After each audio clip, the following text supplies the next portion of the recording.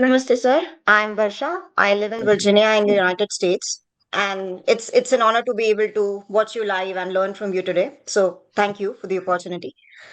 Um, I have two questions. The first one being you spoke about associating ourselves with the right objects. And I want to understand how do I do that in my day-to-day life. I live as most people do, wake up, go to work, come back, cook or order, watch TV, sleep. How do I associate myself with the right objects in that practical day-to-day life? And the second one is you also spoke about um, observing your tendencies and knowing yourself through that. And in my experience, that observation is also very hard. Observing your tendencies without engaging them with them is also exhausting because then you start noticing that there's so much of clutter that goes on in your mind, and if you start paying attention to each one of those without necessarily interacting with them or acting upon them, you're tired at the end of the day. So how to keep doing that? The second point contains the answer to the first one. Uh, the first one you said how to enter into right relationships. But are we starting from a point where there is no relationship at all? No, that's not the starting point. The starting point is the point of a lot of relationships. We already are into a lot of relationships, right? There is a relationship with the handbag. There is a relationship with the car. There is a relationship with that particular flower. There is a relationship with the favorite meal, and obviously there are relationships with the people in life. So they already do exist. So one starts by asking, what is the nature of these relationships? One does not start by asking how to get into the right relationship. One starts by asking, are the current relationships right? Because one is not available, one is not free to enter into anything new. All the benches in the hall are already occupied. There is no possibility of a new entrant.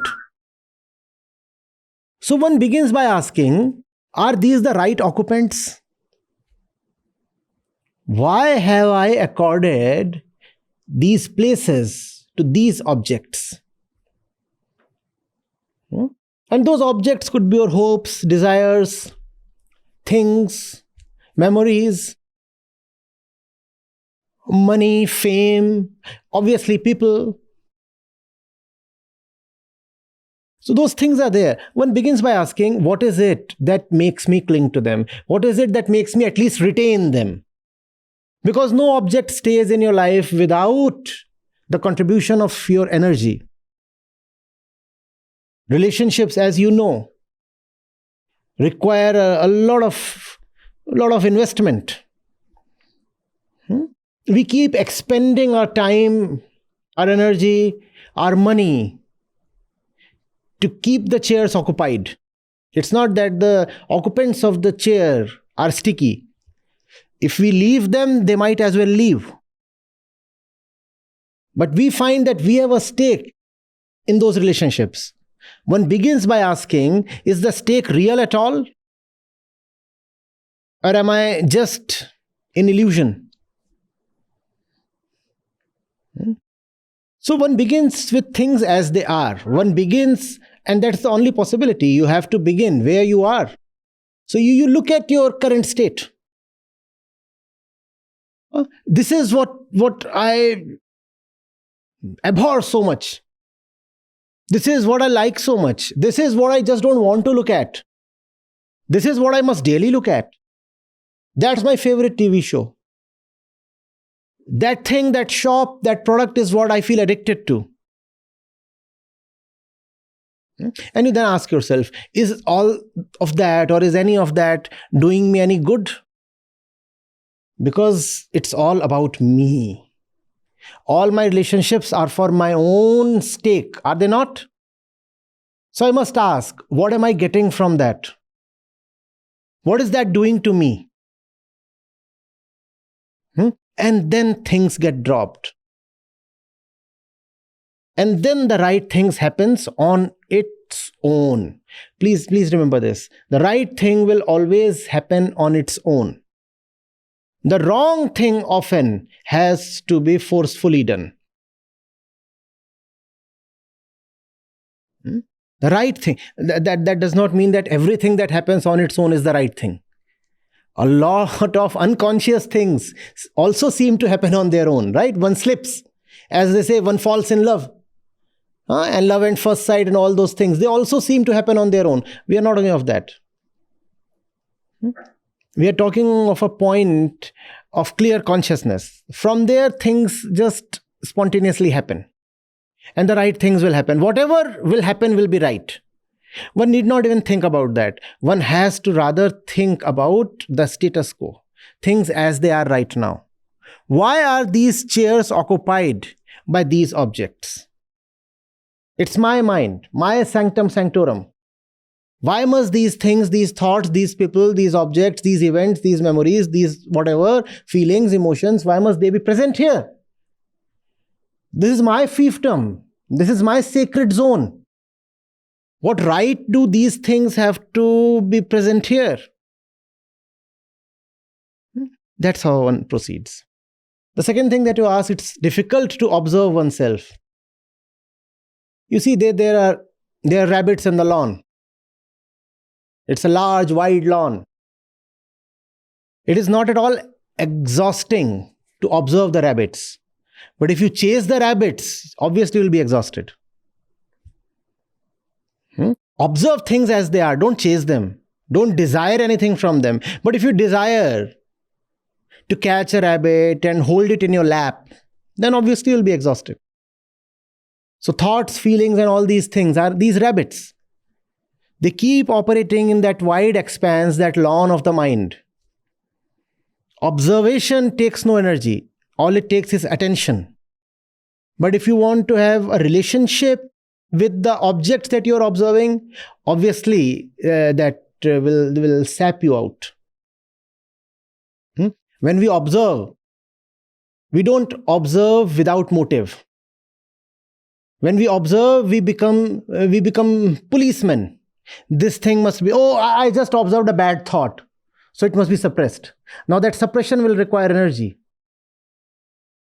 And you don't need to suppress it. It's just a rabbit. Let the rabbit do its own thing in the lawn. You're there to observe, not to catch it. Yeah. Thank you. Appreciate it. Wonderful.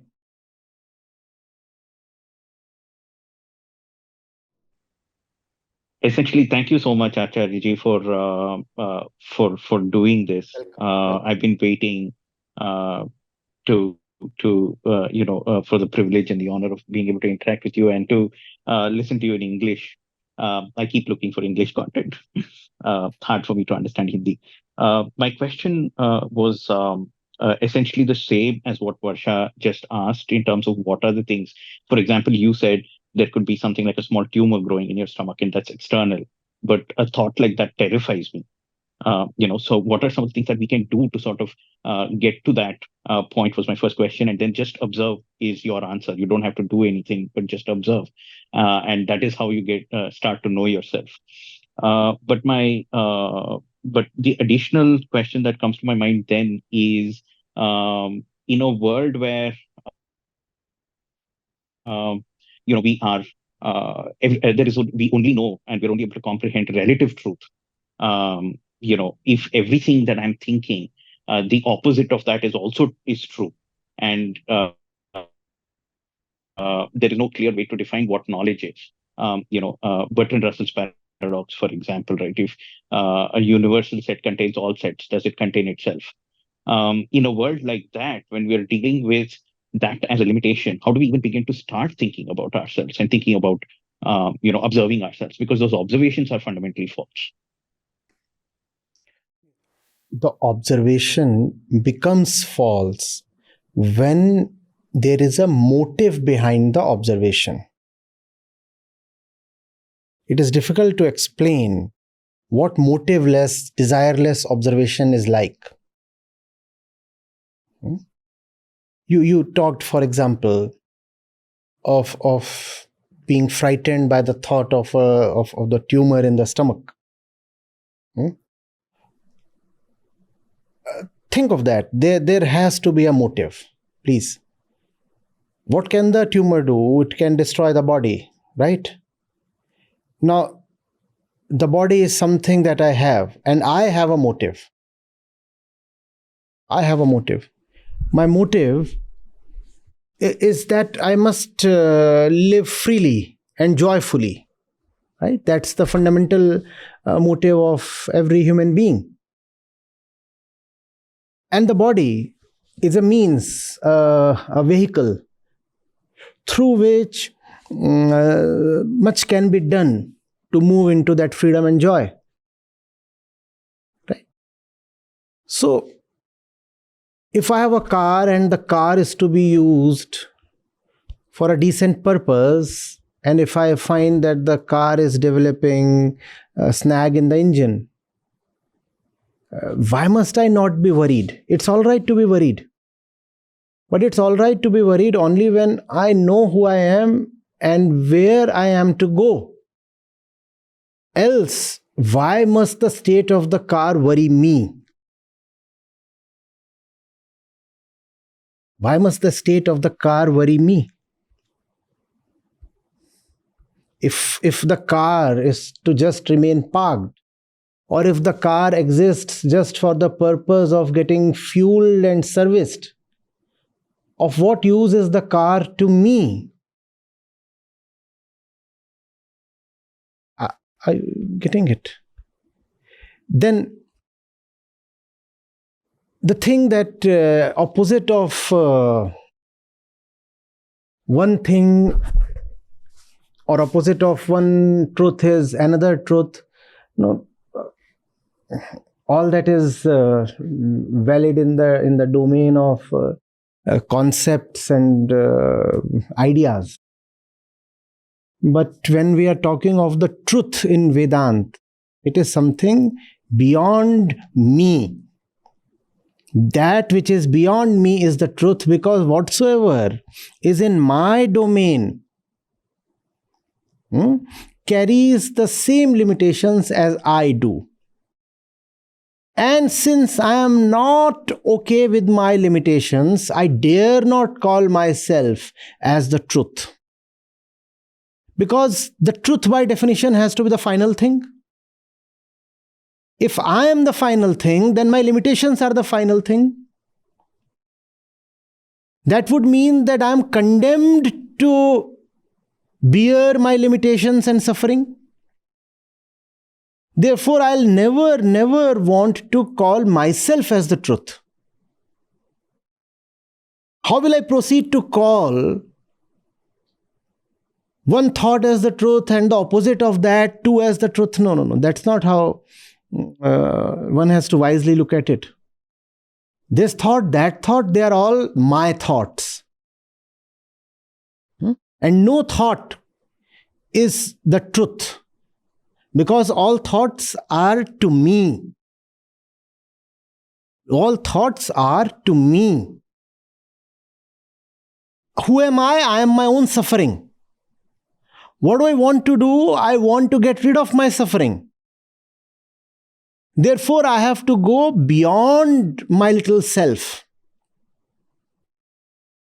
And that which is beyond my little self is the truth. I cannot even name it. So I just point at it by saying that which is beyond me. All that I can know is myself. So I use myself as the center of reference and say that which is beyond me. Because I know myself. And I also know that as far as I am concerned, as far as the domain of my thoughts, feelings, existence, opinions is concerned, none of that manages to satisfy me. So I know that I don't have to take them seriously. I don't have to take myself seriously. I'm not the truth.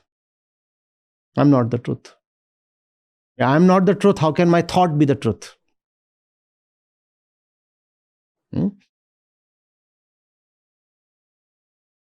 I don't think the place you are coming from has been fully addressed. So please counter question.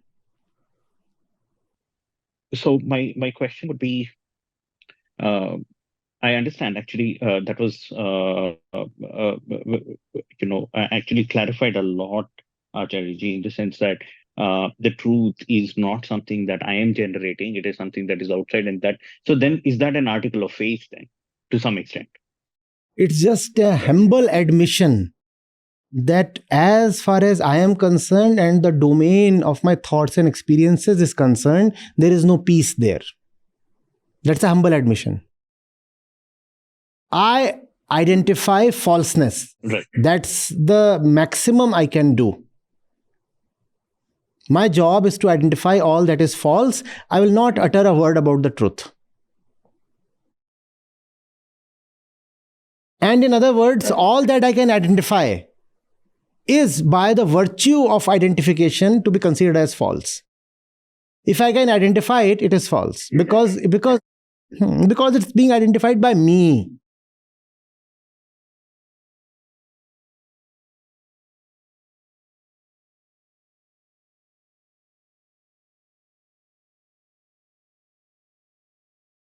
Thank you, Acharya. That is a lot of perspective. Thank you. Welcome.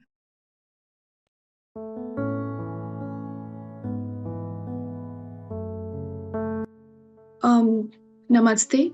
My name is Saloni. I live in the States and I work for a bank. I started listening to Acharya 2 years ago. I started on YouTube. And then 1 year later, I started connecting with all these sessions.